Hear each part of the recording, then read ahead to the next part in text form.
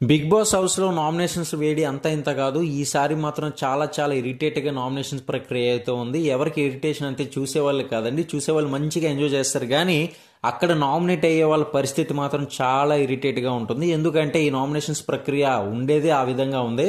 ఎవరైతే నామినేట్ చేయాలనుకుంటారో ఒక ఇద్దరు సభ్యుల్ని నామినేట్ చేసేటప్పుడు పెయింట్ని నెత్తి మీద వేయాల్సి ఉంటుంది. అలా నెత్తి మీద వేసిన తర్వాత రీజన్ చెప్పడం ఏది తర్వాత సంగతి. కానీ ఆ రీజన్తో సంబంధం లేకుండా పెయింట్ వేసిన ఒక్క కారణంతో చాలా మంది ఇరిటేట్ అయ్యే అవకాశాలు అయితే కనిపిస్తుంది. మరి ఈ యొక్క సందర్భంగానే కిర్రాక్ సీత మరి సోనియా మధ్య జరిగే మాటల యుద్ధం అయితే మామూలు వేడి కాదు.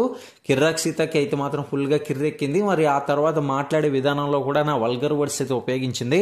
ఫస్ట్ నువ్వు తెలుసుకో గేమ్ ఎలాగ ఆడాలి ఏంటి అనేది, ఆ తర్వాత నాకు చెప్పు, ముందు నువ్వు తెలుసుకో అని చెప్పేసి కిర్రాక్ సీత అనడంతో సోనియా నాకైతే క్లారిటీ ఉంది, నువ్వు మెచ్యూరిటీ తెచ్చుకో, ఇట్లా మాటలు అయితే వచ్చాయన్నమాట.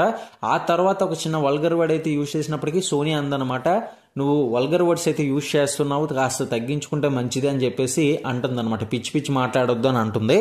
దీంతో అప్పుడు నిన్ను అనలేదు కదా, నేను ఆ వల్గర్ వర్డ్ నిన్ను యూజ్ చేసి అనలేదు కదా, నేను అన్నాను నా ఇష్టం అన్నట్లుగా మాట్లాడుతూ ఆ నామినేషన్స్ ప్రక్రియ అనేది కంప్లీట్ కాకుండానే అక్కడ నుంచి వచ్చేస్తున్నట్లయితే మనం చూస్తున్నాం. కాబట్టి ప్రతి ఒక్క లైవ్ అప్డేట్స్ని ఫాలో అవ్వండి, లైక్ చేయడం మాత్రం మర్చిపోకండి.